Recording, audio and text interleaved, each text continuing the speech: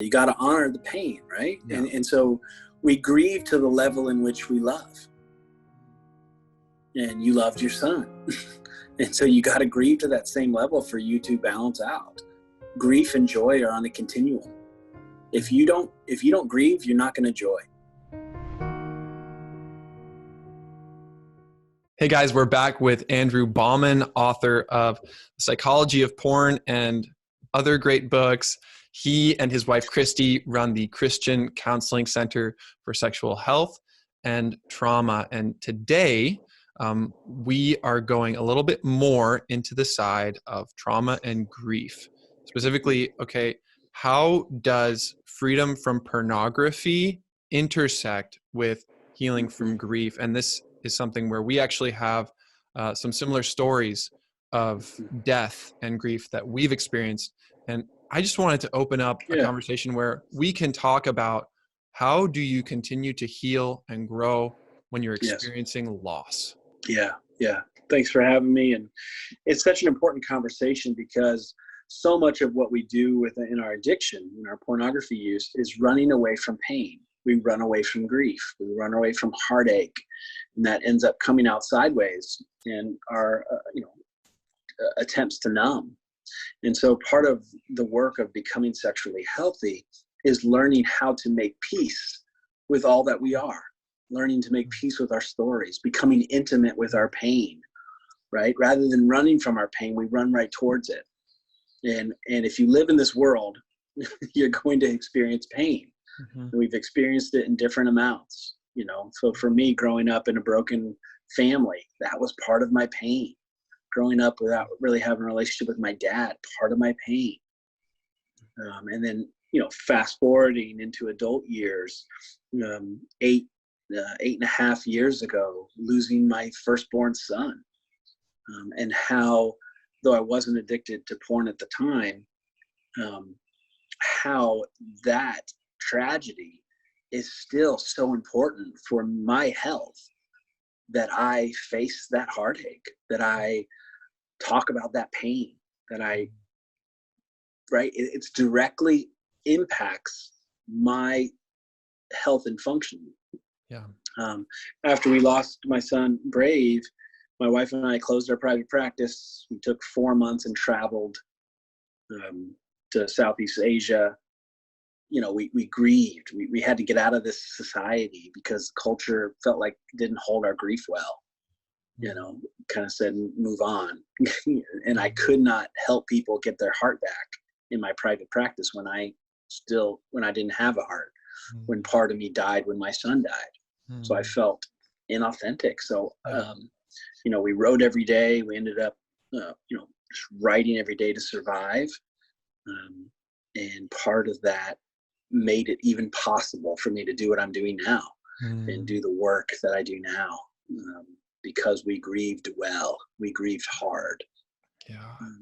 And the other side, right, of we want resurrection without the crucifixion. And it can't happen. We have to enter into death if we want to receive new life. Yeah. And when that happened, it sounds like you had already been free from porn for over 4 years. Mm-hmm. And that in order to maintain your freedom and deepen it, you had to face this head on. Mm-hmm. Yeah. I wanted to function, right? And knowing with my past story that porn did not actually fix my pain. It would actually just make it worse. Sexualizing women was not going to do anything to bring my son back. Yeah. And this is where our stories intersect. Just under 1 year ago, I also lost an infant son. His name is Josiah, and we found out that he had a condition called anencephaly, which means he had no skull. So the top half of his head, his cranium, was missing, and he could survive in the womb. And we found out 12 weeks in, and then when he was born, he lived for 4 hours, and then he died. So similar to you, I had about 4 years of freedom under my belt, and without the skills that I had developed of being present to pain, Yes. that would have been a recipe for relapse. Yes, exactly. And I did cope with it in ways that were healthy and ways that were unhealthy. Of course. Right. And yet it took something similar. I took time off work. I thought I could take 2 weeks off of work. That would have done so much violence to my soul. Yeah, right. I took on a little bit of responsibility after 1 month, and I ultimately ended up taking 3 months off. Yeah. And because that's what we needed. And yeah, you got to honor the pain, right? Yeah. And so we grieve to the level in which we love. And you loved your son. And so you got to grieve to that same level for you to balance out. Grief and joy are on a continuum. If you don't grieve, you're not going to joy. Yeah. They're connected. Yeah. So if you're watching this or listening to this, I wonder if God is inviting you to grieve. I wonder what it is that you need to grieve so that you can get back to a place of joy. Yes. Not back to where you were before, but to a resurrection. Yes, exactly. Exactly. And knowing, one metaphor that I use a lot with people is the idea of a monster knocking at our door, right? And this terrifying thing. And we bolt the door, we, hammer and nail, put the wood up against it, shove the couch, and we run and we hide because we're so scared of these things. We're so scared of these, either death or scared of, whatever you fear, whatever it is, shame, whatever controls you. And yet what happens if you invite that monster in and you have a conversation and you say, yeah, you can come in, we can talk for 10 minutes and then you'll have to leave. But why are you here? What do you need from me? How can I be of help? Like, let's talk.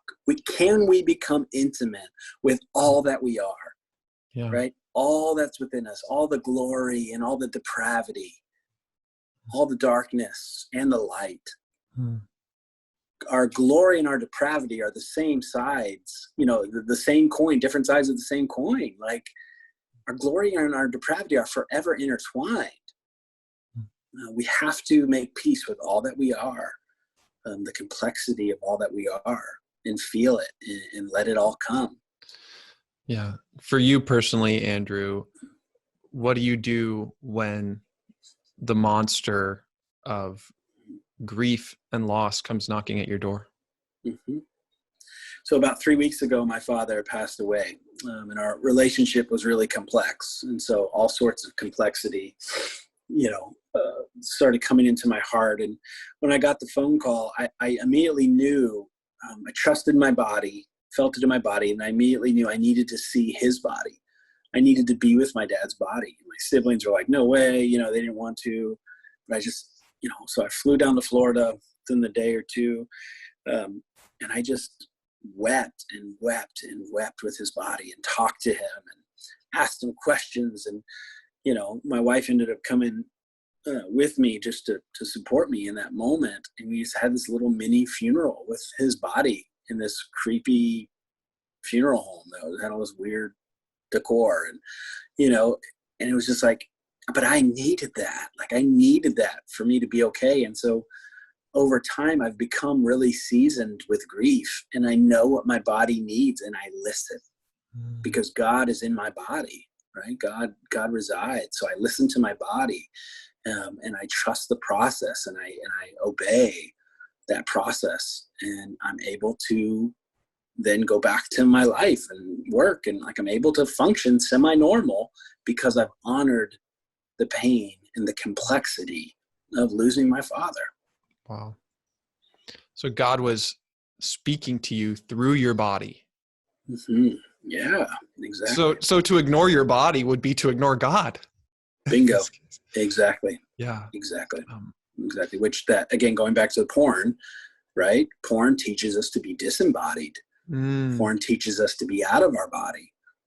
So we become disconnected from our body, which is why a lot of the work that I do in my men's groups and stuff is psychodrama, somatic body work. Is we're doing yelling, we're doing, acting out these issues because we have to engage our body to be free of porn, because porn is, in a sense, a sin of the body.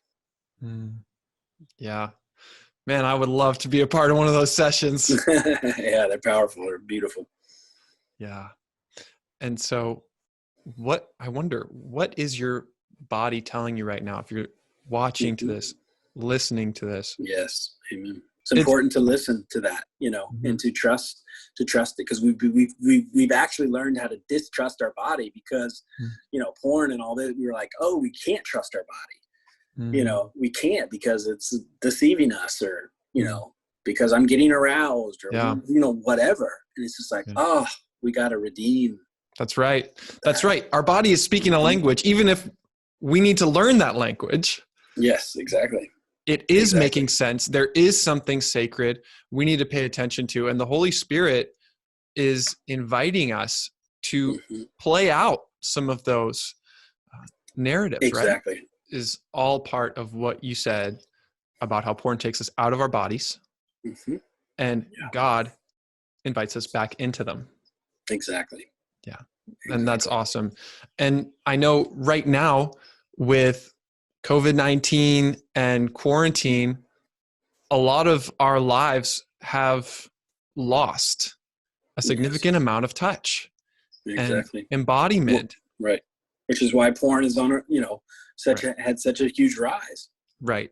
And so what I really want to do in this episode is invite everyone to allow ourselves to feel the losses that we're undergoing right now. If you're a student, if you had your school disrupted, if you had a job that was disrupted, if we all have relationships that are disrupted, there's a lot of grief, there's a lot of loss that our bodies are going through right now. Yes, exactly. Yep. Feel it. Honor it. Yep. Let it come. Don't just numb out. And again, numbing out can be, eating too much ice cream, or, it's like, for now, I'm playing silly video games on my phone and eating too many, cookies.